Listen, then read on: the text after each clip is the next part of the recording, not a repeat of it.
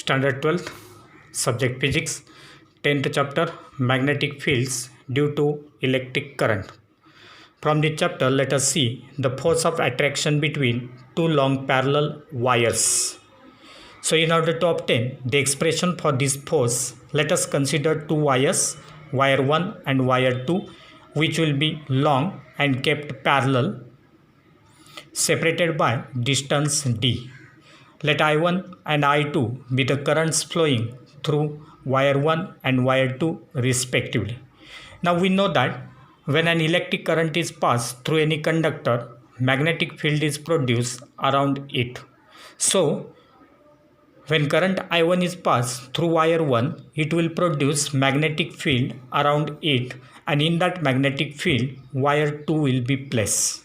Similarly, when current I2 is flowing through this second wire, it will also produce magnetic field around it, and in that magnetic field the wire 1 will be placed. Now, as wire 2 is placed in the magnetic field produced due to the current flowing in this first wire, therefore the magnetic field at wire 2 due to current I1 flowing through the first wire will be given as, we know that the magnetic field at any point due to a straight conductor carrying current is given as mu 0 I upon 2 pi d. Therefore in this case B will be equal to mu 0 I1 upon 2 pi d, equation number 1. Now this magnetic field will be directed inside the plane of the board. That means it will be perpendicular to the plane of the board and directed inwards. So its direction will be given by right hand thumb rule. If the thumb indicates direction of current, then the curved fingers will indicate direction of magnetic field, and therefore in this case the magnetic field will be perpendicular to the plane of the board and directed inwards. Now here we can also apply Lorentz force law in order to find the force acting on that current carrying conductor, and therefore according to Lorentz law, the force acting on the wire 2, the force acting on the wire 2 due to the magnetic field B, which is produced due to the current I1, will be given as F is equal to I2 into mu 0 I1 upon 2 pi d integration dl. Now in this case, mu 0 I1 upon 2 pi d, that will be B. I2 is the current flowing through the second wire, and this integration dl will represent the total length of the second wire as it is infinitely long. That is according to Lorentz force law, F is equal to IBL. And therefore, if you consider again the direction of this force, then that force will be directed towards the wire 1. That means it will be attractive force. That is, its direction will be given by the right hand rule again, that is Fleming's right hand rule. If the pointing finger direction represent direction of current, this middle finger indicates the direction of magnetic field, then the thumb will indicate direction of force. That means the force will be exerted by the first conductor on the second, and it will be attractive force. So this force will be directed towards wire 1, that is force acting on the second wire will be directed towards the first wire. Now in this case, if you consider this integration dl as the total length of the wire, then the force per unit length acting on the wire 2 will be given as the force per unit length, that is F dash equal to mu 0 upon 2 pi I1 I2 upon d, that is the force per unit length. So that will be equal to I2 into mu 0 I1 upon 2 pi d. Rearranging the terms, we can write mu 0 upon 2 pi I1 I2 upon d, equation number 3. So this will represent the force per unit length. Now instead of that, if you consider the second wire is having its very small section of length capital L, then for length capital L of the wire 2, the total force according to Lorentz force law, F is equal to I2BL. that will be equal to mu 0 I1 I2 upon 2 pi d into L. Let it be equal to F21 as equation number 4. This F21 is nothing but the force acting on the second wire due to the first wire, that is F21. Now in the similar manner we can say that for the same segment L of the wire 1, the force acting on that wire 1 will be given as F equal to I1BL, that will be equal to mu 0 I1 I2 upon 2 pi d into L, that will be equal to F12, that is force acting on the first wire by the second wire, as equation number 5. Now from these two equations it is clear that the magnitudes of both the forces, that is F21 and F12, are the same, but the directions will be opposite, because in this case the second wire will be attracted by the first wire, therefore force is directed upwards.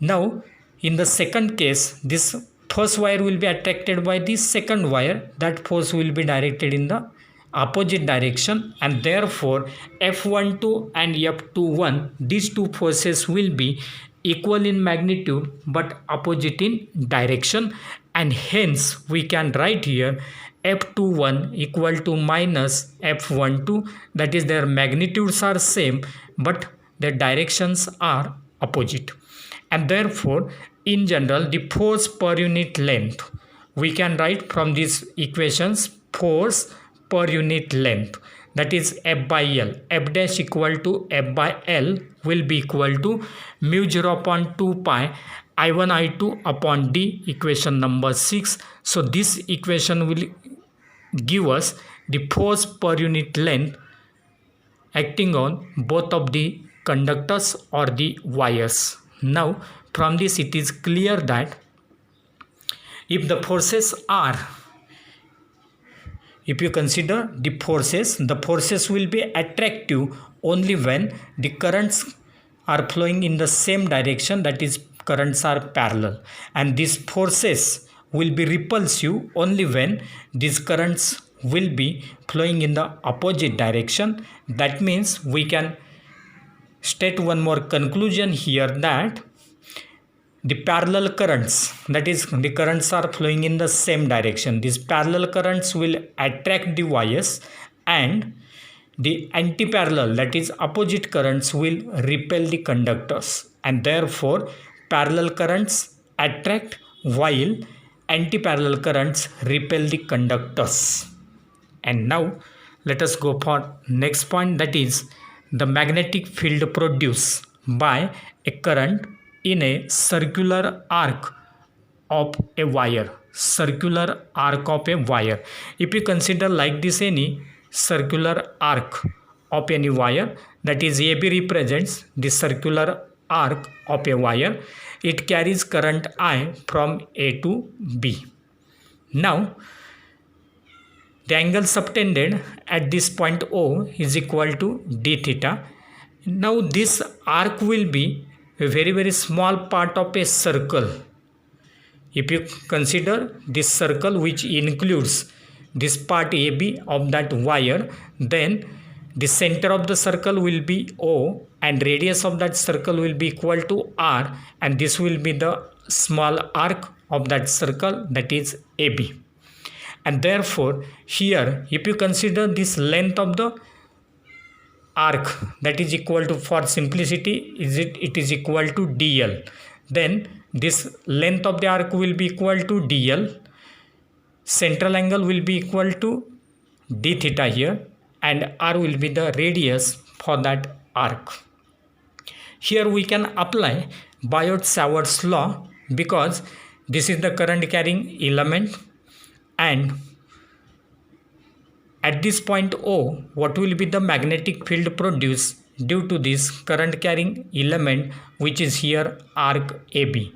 So let that magnetic field produced at point O is dB. Therefore that magnetic field dB will be given as dB is equal to mu 0 upon 4 pi I dl cross r upon r cube. Now here dl cross r, that is the vector product of two vectors dl and r, which will be written as dl r sine theta, because as vector a dot vector b equal to ab cos theta and vector a cross vector b equal to ab sine theta. Here it is cross product and therefore sine theta will be there. Therefore it will be written as mu 0 upon 4 pi I dl r sine theta upon r cube. Now 1 r this will get cancelled from this r, so that it will be dl sine theta upon r square. But here if you consider that figure, then in that figure here there will be theta, that is the angle between length of the element and the line joining element to that point O. Therefore here, as it is radius of the circle and this is the circumference, therefore angle theta will be equal to 90 degree here, and sine 90 is equal to 1. Therefore we can write dB is equal to mu 0 upon 4 pi I dl upon r square. Since theta is equal to 90 degrees, sine theta will be equal to 1, and therefore this will be the magnetic field at point O due to this current carrying element. Again it will be perpendicular to the plane of the board and directed inwards. Now what will be the total magnetic field at B at point O, that is at the center of that circular arc? What will be the total magnetic field? So that B will be equal to, from integration from A to B, dB. So by integrating this dB, we will get the total magnetic field at point B. That will be equal to integration A to B mu 0 upon 4 pi I dl upon r square. Now mu 0 upon 4 pi and I are constant, therefore taken out of integration, and therefore we can write B equal to mu 0 upon 4 pi integration from A to B dl upon r square. Now here if you consider this length of the element dl, so if you consider this as dl, total length of the arc AB is equal to dl. This is the radius, this is the angle, and we know the relation angle is equal to arc upon radius, and therefore arc will be equal to radius into this angle, radius into angle, and therefore dl will be equal to r into d theta, and therefore we can write here B equal to mu 0 upon 4 pi r d theta upon r square. Now here integration of d theta is there, therefore limiting values of integration are from 0 to theta instead of A to B, and therefore that will be written as mu 0 upon 4 pi. Now 1 r will get cancelled from this with this r, and therefore we will get mu 0 I upon 4 pi integration 0 to theta d theta upon r. Again this r is also constant, that is the radius of that circular path, and therefore we can write mu 0 upon 4 pi I by r into integration 0 to theta d theta, but integration d theta is nothing but theta from 0 to theta. Putting upper and lower limit, here we will get only theta, and therefore B will be equal to mu 0 upon 4 pi I upon r into theta. So this will be the expression for the total magnetic field at point O due to this circular arc carrying current I. Now instead of that, this circular arc, if you consider the whole circle, if this conductor is in the form of a circle, then the angle d theta here subtended will be equal to, this total angle will be equal to 2 pi, and therefore here we can write for full circle of wire, if that wire is in the form of a full circle, then B will be equal to mu 0 upon 4 pi I by r. This theta will be replaced by 2 pi, that is total angle subtended at the center of this circle, and that will be equal to mu 0 I upon 2r, mu 0 I upon 2r, equation number 3. So this equation will give us the magnetic field at the center of a circular wire carrying current I. Therefore, B is equal to mu 0 I upon 2R. So if there is any circular arc, then magnetic field will be equal to mu 0 upon 4 pi I by R into theta. If it is full circle, for that whole circle, B will be equal to mu 0 I upon 2R.